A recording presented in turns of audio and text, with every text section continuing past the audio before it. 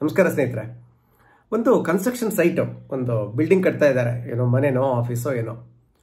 ಸರಿ, ಅಲ್ಲಿ ಎಲ್ಲ ಆ ಕಟ್ಟಡ ಕೆಲಸಗಾರರಿದಾರಲ್ಲ, ಕನ್ಸ್ಟ್ರಕ್ಷನ್ ವರ್ಕರ್ಸ್ ಎಲ್ಲ ಇದಾರಲ್ಲ, ಅವರ ಮಕ್ಕಳು, ಪುಟ್ ಮಕ್ಕಳು ದಿನ ಸಾಯಂಕಾಲ ಆ ಕನ್ಸ್ಟ್ರಕ್ಷನ್ ಸೈಟ್ ಮುಂದೆ ಆಟ ಆಡ್ತಾ ಇರ್ತಾರೆ. ಸುಮಾರು ಒಂದು 7-8 ಜನ ಮಕ್ಕಳು.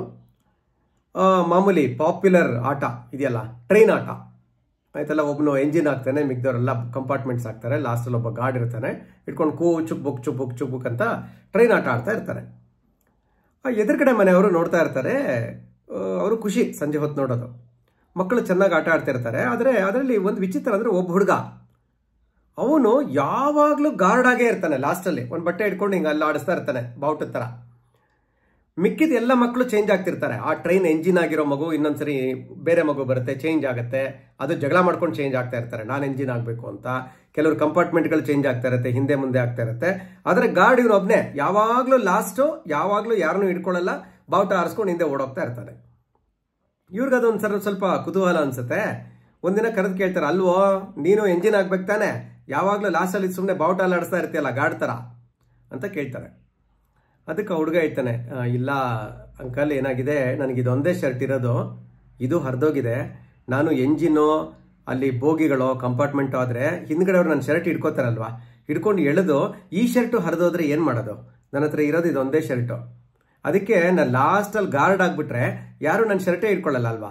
ಆಮೇಲೆ ಗಾರ್ಡ್ ಆದರೆ ಎಷ್ಟು ಚೆನ್ನಾಗಿರುತ್ತೆ ಗೊತ್ತಾ ಅಂಕಲ್, ಬಾವುಟ ಆರಿಸ್ಕೊಂಡು ಖುಷಿಯಾಗಿರ್ಬೋದು ಅಷ್ಟೇ ನನ್ನ ಪಾಡಿಗೆ ನಾನು. ಅದಕ್ಕೆ ಯಾವಾಗಲೂ ಗಾರ್ಡ್ ಆಗೇ ಇರ್ತೀನಿ ಅಂಕಲ್. ಇವ್ರು ಯಾರಿಗೂ ಗಾರ್ಡ್ ಆದರೆ ಎಷ್ಟು ಖುಷಿ ಅಂತ ಗೊತ್ತೇ ಇಲ್ಲ ಇವ್ರಿಗೆ ಅಂತ ನಗಕ್ಕೆ ಶುರು ಮಾಡ್ದ. ಸ್ನೇಹಿತರೆ, ಕತೆ ಇಷ್ಟೇ.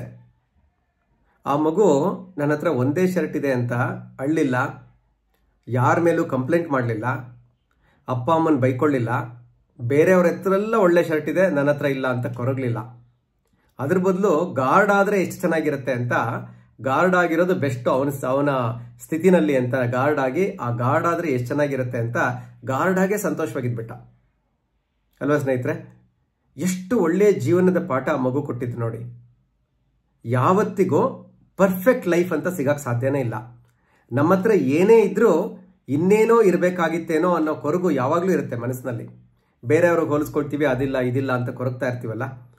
ದೇವರು ಏನು ಕೊಟ್ಟಿದ್ದಾನೋ ಅದರಲ್ಲಿ ಸಂತೋಷವಾಗಿರೋದನ್ನು ಕಲ್ತ್ಬಿಟ್ರೆ ಅದೇ ಜೀವನದ ಸಾರ್ಥಕತೆ.